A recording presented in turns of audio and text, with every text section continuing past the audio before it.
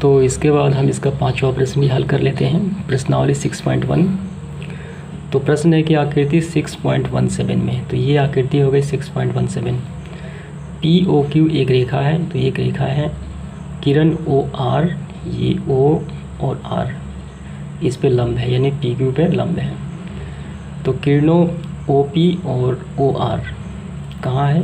OP और OR के बीच में एक OS एक अन्य किरण है, ये इसके बीच में है, यानी समद्विभाजित करता है। तो ये सिद्ध करना है। कोण ROS बराबर हाफ QOS, यहाँ पे माइनस कोण POS, ये सिद्ध करना है। तो यहाँ आप देखिए कि यहाँ पे कितना कोण बन रहा है, यहाँ 90 डिग्री, और यहाँ कितना बन रहा है, तो यहाँ पर भी 90 डिग्री। लेकिन ये 45 और ये 45, क्योंकि यहाँ क्या यहाँ पे बोला गया है कि बीच में, ठीक, इसके बीच में बन रहा है। तो ये अगर 90 होगा तो ये 45 हो जाएगा और ये 45, लेकिन यहाँ पे टोटल है 90। तो अभी तो ये दोनों बराबर ही हैं, क्योंकि यहाँ पर भी 90 और यहाँ पर भी। तो दोनों बात हम यहाँ पे लिखेंगे कि ये दोनों कोण आपस में बराबर हैं। तो ऐसे लिखेंगे QOR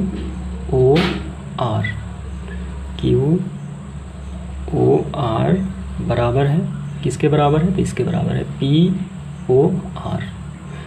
POR। तो आपको समझ में आ गया होगा मैंने क्या अभी बताया कि जब ये इस पे लंब है तो ये भी इस साइड भी 90 और इस साइड भी 90, तो ये वाला और ये वाला दोनों तो बराबर हैं। तो अब जो अगला स्टेप है कोण QOR, तो इसको हम ऐसे भी लिख सकते हैं कि अगर हम इस पूरे में से अगर इसको हम माइनस कर दें तो यही प्राप्त होगा। तो इस तरीके से लिखना है कि ये सारा आ जाए। देखिए यहाँ पे अगर इस पूरे में से ये वाला कोण अगर माइनस कर दें तो यही तो प्राप्त होगा। तो लिखने का सिर्फ तरीका अलग है, लेकिन बात यही लिखा गया है, यानी कोण QOR ही लिखा जाएगा। तो चलिए QOS माइनस कौन सा माइनस कर दें? ROS, इसको हटा देते हैं ROS। जब इस पूरे में से इतने को हटा दें तो यही बचा, यानी यही बात लिखा गया है यहाँ पर भी बराबर। अब इसके बाद ये देखिए POR, तो ये किससे बना है? ये बना है इस वाले कोण से और इस वाले कोण से, यानी POS से बना है और ROS से बना है, ये टोटल। तो इसको भी लिख लेते हैं यहाँ पे POS प्लस ROS, इन दोनों से मिलके बना है ये कोण।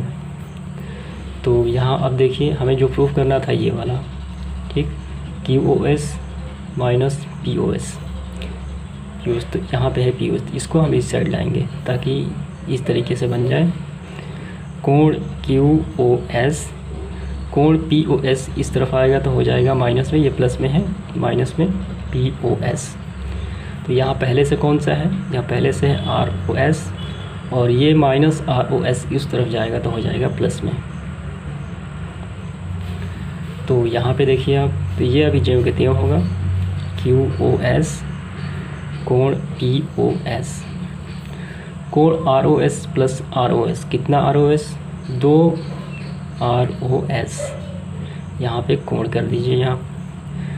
तो अब देखिए आप, तो ROS, तो इस दो जो क्या है गुणा में, तो इस तरफ जाएगी तो भाग में, तो यहाँ पे आ गया, इसे भाग में आ गया। तो ऐसे भी आप लिख सकते हैं भाग में। तो कोण QOS माइनस कोण POS, तो यही तो हमें प्रूफ करना था, जो हमने कर दिया, यही तो प्रूफ करना था। आप देख सकते हैं कोण ROS बराबर कितना है? 1/2 कोण QOS माइनस कोण POS। तो उम्मीद करता हूँ आपको समझ में आ गया होगा। ये काफ़ी आसान सा प्रश्न है। इसके बाद देखेंगे इसका अगला प्रश्न। इसके बाद क्वेश्चन नंबर 6। तो हम साथ साथ डायग्राम भी बनाएंगे ताकि वीडियो लंबा ना हो और आपको समझ में भी आ जाए। यह दिया गया है कि कोण XYZ बराबर 64 डिग्री, 60 डिग्री या 64 डिग्री, आपको कोण बनाने तो आते ही होंगे। तो ऐसे बनता है कोण। मान लीजिए कि ये 60 के थोड़े से ऊपर यानी 64, ये हो गया 64 डिग्री। तो बीच में कौन सा है, वाई, तो यहाँ पे होगा एक्स, वाई और जेड। बीच में कौन सा होगा, वाई, क्योंकि ये बीच में कोण बनता है। तो ये होगा एक्स, ये होगा वाई, ये हो गया जेड, 64 डिग्री। इतना तक तो हो गया। और एक्स वाई को बिंदु पी तक बढ़ाया गया, एक्स वाई को बिंदु पी तक बढ़ाया गया। तो एक बिंदु लेकर हम इसको बढ़ा देते हैं, यहाँ पे हो गया, एक्स वाई को बिंदु पी तक बढ़ाया गया। दी हुई सूचना से एक आकृति खींचिए। तो हमने तो आकृति खींच ली पहले से। यदि किरण वाई क्यू, तो क्यू अभी नहीं है, तो वाई क्यू कहीं होगा, या तो इस तरफ होगा या तो इस तरफ होगा, ये कन्फ्यूजन है। तो चलिए आगे पढ़ लेते हैं, मालूम चल जाएगा। कोण जेड वाई पी को समद्विभाजित करती है, यानी इसको अलग करती है। समद्विभाजित मतलब बराबर भागों में बांटती है। तो बराबर तो बांटेगी इस तरफ ही, उस तरफ तो नहीं बांटेगी। जेड वाई पी को इसी तरफ में बांटेगी, इसका मतलब हमें रेखा इस तरफ खींचनी है। ठीक, यहाँ पे हो गया क्यू। तो हो गया। अब इसके बाद कोण एक्स वाई क्यू, हमें ये कोण ज्ञात करना है। और प्रतिवर्ती कोण क्यू वाई पी कहाँ है, क्यू वाई पी प्रतिवर्ती, यानी इसको जब ज्ञात कर लेंगे तो टोटल में से इसको नहीं लेना है, उसे कहा जाता है प्रतिवर्ती। तो चलिए ये हम ज्ञात करते हैं। सबसे पहले कोण एक्स वाई क्यू, ये वाला कोण हम ज्ञात करते हैं। लेकिन उससे पहले आप समझ लीजिए कैसे बनता है। तो देखिए रेखा कौन सी है, एक्स पी, एक रेखा है। तो आपको मालूम होगा कि एक रेखा पे जो कोण बनते हैं टोटल 180 बनते हैं। तो यहाँ से यहाँ तक तो 64 है, और यहाँ से यहाँ तक हमें ज्ञात करने हैं। और कितना जोड़ दें कि 180 प्राप्त हो जाए। ठीक, तो हमने माना इस पूरे कोण को क्या मान लेते हैं, इसको हम मान लेते हैं कोण इसे मान लेते हैं आर।